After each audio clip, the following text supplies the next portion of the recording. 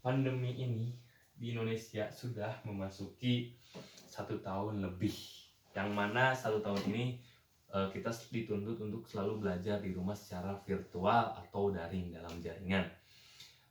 Memang terkadang kita selalu merasa jenuh dengan pandemi ini, bagaimana kita selalu belajar dituntut di rumah, yang mana di rumah ini terkadang sinyal terkendala, terkadang kita pemahamannya agak kurang, jadi terkadang saya juga merasa sedih.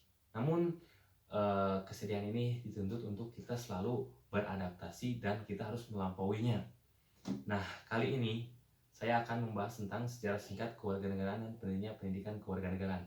Sebelumnya, Assalamualaikum warahmatullahi wabarakatuh. Perkenalkan, nama saya Age Mulyanto, saya dari Program Studi Ilmu Lingkungan Fakultas Kehutanan Universitas Kuningan. Tadi sudah disinggung sedikit bahwa saya kali ini akan membahas tentang sejarah singkat kewarganegaraan dan pentingnya pendidikan kewarganegaraan. Oke, langsung saja yang ke pertama, sejarah singkat kewarganegaraan. Mungkin kita akan selalu bertanya, dari mana sih asalnya kewarganegaraan? Dari mana sih dan apa sih penyebabnya adanya status kewarganegaraan? Oke, konsep kewarganegaraan pertama kali ini muncul pada zaman Yunani kuno di kota Yunani. Ini sebagai reaksi ketakutan soal perbudakan. Jadi pada zaman dahulu di Yunani kuno ini, perbudakannya hampir merajalela. Jadi orang-orang yang tanpa status atau tanpa identitas itu diperbudak di sana. Dipekerjakan lah, diapain, gituin, pokoknya diperbudak lah. Nah, selain itu, konsep Yunani mengembangkan konsep demokrasi langsung. Nah, tujuan adanya kewarganegaraan pada masyarakat itu, Yunani kuno ini ingin ingin masyarakatnya itu berperan penting dalam menentukan wakil rakyat. Sehingga muncullah teori demokratis atau pemerintahan yang demokratis. Dan mungkin kita selalu membahas dari demokratis itu dari SMK. Mungkin saya sedikit akan menjelaskan apa sih itu demokratis. Yaitu mungkin demokrasi itu adalah kekuasaan yang pemegang tertingginya adalah rakyat, karena pemerintahnya itu untuk dari rakyat, oleh rakyat, dan untuk rakyat. Oke, next kita akan membahas tentang kewarganegaraan di Indonesia. Di Indonesia tentang kewarganegaraan sudah tercantum dalam Undang-Undang Nomor 12 Tahun 2006. Undang-Undang Kewarganegaraan ini adalah merupakan undang-undang yang baru menggantikan undang-undang yang lama, yaitu tentang kewarganegaraan juga Nomor 63 Tahun 1958. Alasan diganti karena sudah tidak sesuai dengan perkembangan masyarakat dan ketatanegaraan Republik Indonesia, yang mungkin karena sudah terlalu lampau membuat membuat penduduk Indonesia itu berkembang, dan sehingga tatanan negara pun berkembang gitu, sehingga undang-undang pun harus diganti. Selanjutnya kita akan membahas tentang betapa pentingnya pendidikan kewarganegaraan. Mungkin kita kita tuh tidak pernah berhenti gitu kalau membahas kewarganegaraan. Dari sejak kita SS, SMP, masuk SMA, kita di kuliah pun, saya sebagai sebagai mahasiswa tingkat 2 semester 4, saya pun dituntut lagi untuk belajar kewarganegaraan. Dan kita tuh tidak tahu betapa pentingnya pendidikan kewarganegaraan ini, dan tujuannya pun kita tidak tahu. Maka dari itu saya akan menjelaskan sedikit mengenai apa sih tujuannya dari pendidikan kewarganegaraan, kenapa kita dituntut untuk belajar kewarganegaraan. Jadi gini, rekan-rekan semua. Jadi saya akan membahas tentang beberapa tujuan pentingnya pendidikan kewarganegaraan.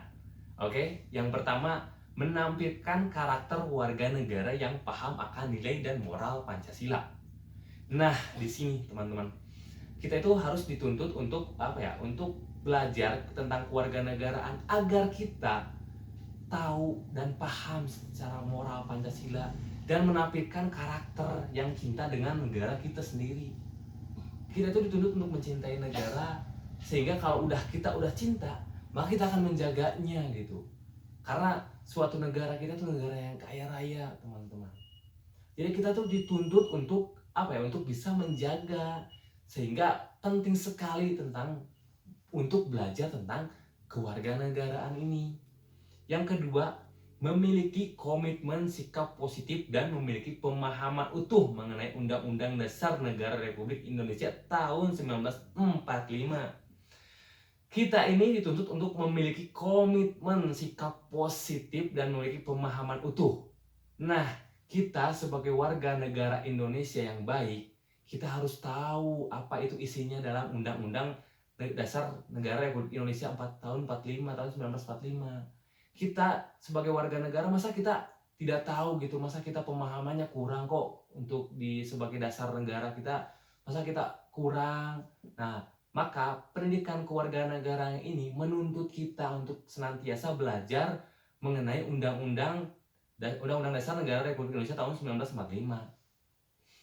Yang ketiga, menciptakan warga negara yang berpikir kritis dan rasional serta memiliki sifat cinta tanah air. Tadi sudah disinggung sedikit, yaitu kita harus mencintai gitu. Mencintai tanah air ini yang kaya raya, teman-teman. Jadi bagaimana kita tuh harus bersikap layaknya sebagai warga negara, dan kita tuh dituntut untuk memiliki hak dan kewajiban sebagai warga negara. Hak kita sebagai warga negara, kita berhak mendapatkan perlakuan yang adil dalam pemerintahan kita. Kita berhak memilih siapapun wakil rakyat kita tanpa paksaan, karena kita tuh memiliki memiliki dua hak dan kewajiban, dua opsional. Yang keempat, menciptakan warga negara yang mampu berpartisipasi aktif sebagai warga negara sesuai dengan harkat dan martabatnya. Nah, pada nomor 4 ini mungkin kita berpikir tentang kewajiban kita nih sebagai warga negara. Jadi kita itu dituntut untuk berpartisipasi aktif, yaitu aktif. Undang-undang juga udah ada gitu, undang-undangnya pun kita telah dituntut untuk wajib mempertahankan tanah air ini. Kita wajib ikut serta dalam pemilihan pemerintah atau wakil rakyat kita. Karena kita itu memiliki itu, kita sebagai warga negara, kita dituntut untuk wajib gitu, cinta tanah air. Kita harus menjaga nama baik negara kita. Itu adalah tujuannya. Maka kita dari SD, SMP, SMA, sampai kuliah pun kita dituntut untuk selalu belajar dan mengaplikasikannya dalam kehidupan sehari-hari. Sehingga masyarakat kita itu selalu berpikir mengenai kritis. Mengenai ada orang yang salah, mungkin kita bisa membenarkannya. Melihat ada tatanan negara yang keganggu, mungkin kita bisa menjaganya, mencegahnya, seperti itulah. Jadi kesimpulannya dari pendidikan kewarganegaraan ini adalah, pada dasarnya pendidikan kewarganegaraan itu membentuk moral warga negara yang kuat. Kita itu diajukan selalu belajar kewarganegaraan, yaitu untuk membentuk moral kita untuk cinta tanah air, jangan merusaknya.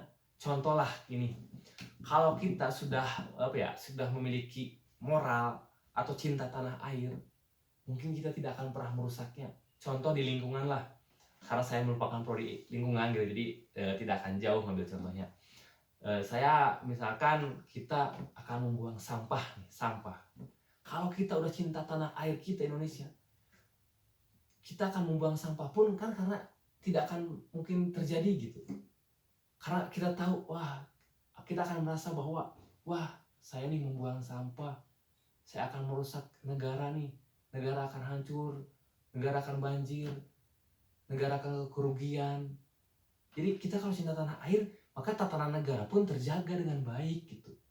Itulah betapa pentingnya pendidikan kewarganegaraan yang menciptakan moral. Pendidikan kewarganegaraan juga sangat penting untuk menanamkan nilai cinta tanah air. Ya, betul sekali.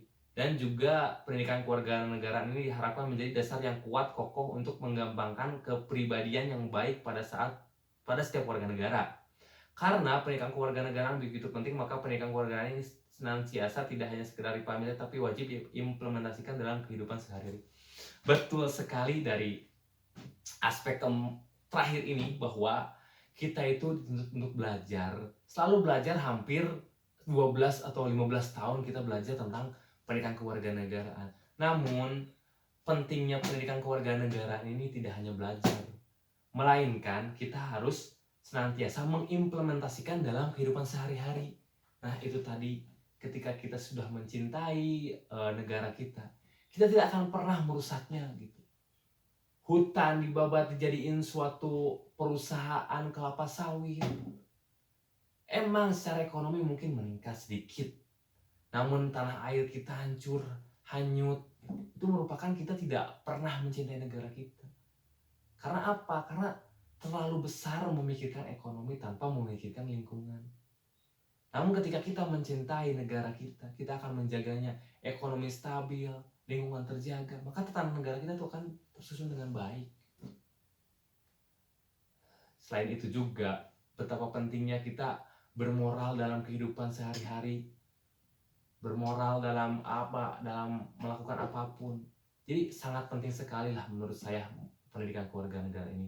Maka dari itu saya mengharapkan rekan-rekan semua tidak hanya belajar mengenai kewarganegaraan saja, tidak hanya satu semester kita selalu belajar dan mengimplementasikannya hanya satu semester, tapi saya mengharapkan rekan-rekan semua dapat memahami serta mengimplementasikan pendidikan kewarganegaraan ini dalam kehidupan sehari-hari, sehingga pada kehidupan sehari-hari ini kita dituntut untuk untuk berpikir kritis, bermoral, mencintai tanah air, seperti itulah. Oke, mungkin sekian saja presentasi dari saya sebagai tugas dari Budika Anugrah SHMH, yang mana beliau memberikan tugas saya presentasi secara membuat video. Mudah-mudahan video singkat saya mudah-mudahan dapat dipahami, mudah-mudahan kalian mendapatkan ilmunya, dan mudah-mudahan kalian dapat mengimplementasikan dalam kehidupan sehari-hari. Kurang lebihnya saya mohon maaf yang sebesar-besarnya. Wabillahi taufiq wal hidayah. Wassalamualaikum warahmatullahi wabarakatuh. Jangan lupa ya, tetap patuhi protokol kesehatan dengan menggunakan masker dan apapun itu.